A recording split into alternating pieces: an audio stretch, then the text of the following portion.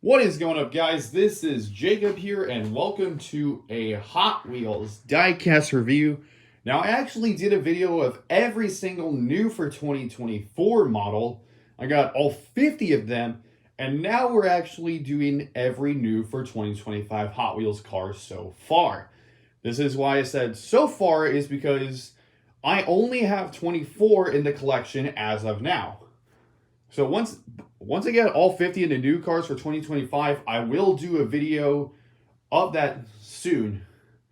But with all that said, let's go ahead and get started off with the new cars for 2025. Starting off with the Morgan Super 3. This car looks really interesting. We got the new wheels in the... these kind of look like these skinny retro looking wheels. They actually really do suit the car really well. I actually have two versions of these cars because I got one in a 50 pack before. So yeah, so that's Morgan Super 3. Up next, we got ourselves the K Swap, which is basically like a small looking van. It's supposed to be like a K car from Japan. That's why it's called a K Swap. It's part of the art car series. You can actually see it says K Swap. It's the word W right there. Very nice looking casting. Love to have this in my collection. Now, next up is the Super Twin Mill. Very nice looking car. Has the see-through blue base, which is really awesome. And as well as the see-through blue windows. Very nice car. Doesn't have the see-through wheels at all, so...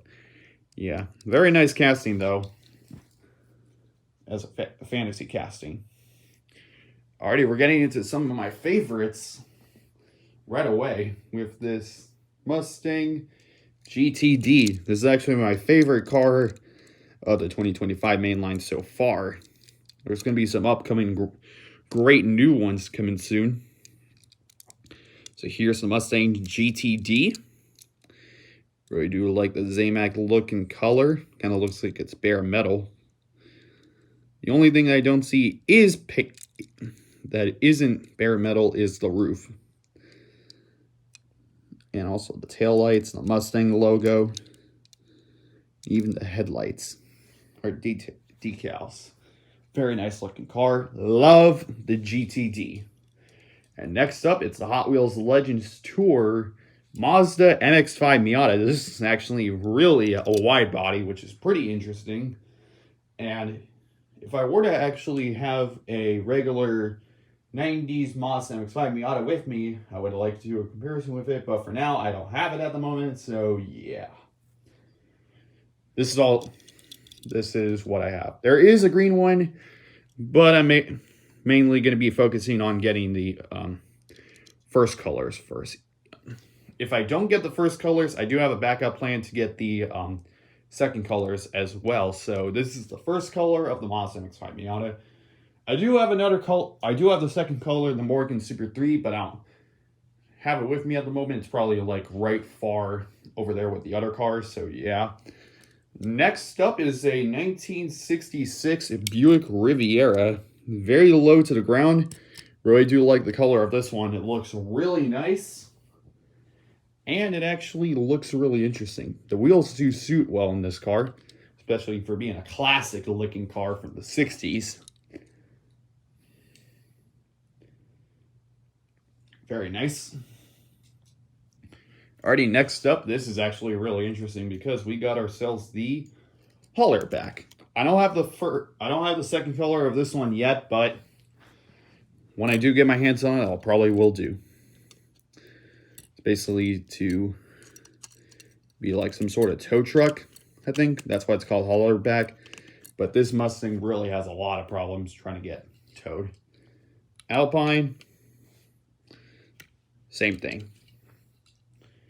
Let's try a rally car. Oh, it barely. Wow. So hauler back barely does anything. But it's a good looking casting nonetheless. Very nice. And now we head on to the C case with the Red Bull RB19. Now this model will be recolored as Williams Racing and the Mercedes-Benz. I don't have either of those in my collection just yet, but here's the Red Bull, which I am glad to actually get because I need this to collect new for 2025 cars, and this is what I have. It's Red Bull RB19 on the base. It says Formula One collection, so it's nice to actually have a Formula One casting in the collection. And next up from the Hot Wheels Let's Race series is the Street Shrieker. It's actually a really interesting name. The wing does look good on this one. I gotta give kudos to that. But it actually kind of looks like kind of like the details on there. Does fit the car really nice. Very awesome. And next up, we got the Cupra E-Racer. Very nice looking race car looking SUV. SUVs are pretty much boring in real life, but this one looks really nice. Supposed to be like an electric car from Mexico. Very nice looking car. Do love the color on this one. It actually gets the vibe. There is another color of this one. I don't have it at the moment, but once it gets in stores, I will. And next up, I'm pretty sure this might be a hot take, but I'm okay with this one. It's the Maserati Shamal. Looks really nice in red body and red base. The wheels do fit on this one, but I am okay with this car because it doesn't really get the attention to me. So yeah, still an okay looking car nonetheless. I actually really nailed the coffin to this one. Really nice. And next up, another one of my favorites. It's the Gordon Murray GMA T33. Very nice looking car. We did get the GMA T50 in the 2024 line previously, which was really nice. So it's nice to actually get the GMA T33 as well. It doesn't have the big fan in the back, which is all right because the T50 has that. Kind of looks like it's good for loops. And it does fit the design perfectly with the color.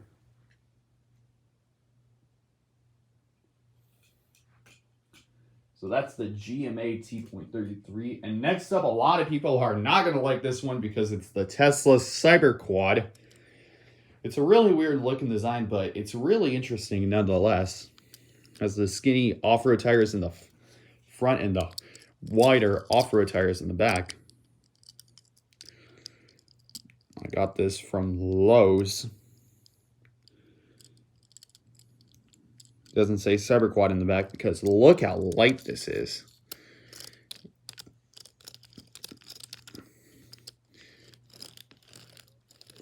Very nice car nonetheless. And wrapping up the D case is the HKO Type D. It's supposed to be like a fantasy looking Japanese looking car. So yeah, that's why the steering wheel is on the right side. I love the sunroof on that. Kind of looks like a drift car, which kind of looks like it. Very nice car nonetheless. There is going to be a red one soon that is probably revealed, but not in stores just yet. And next up, we got the drift fender. And oh boy, this looks really interesting. A Land Rover Defender that can actually drift.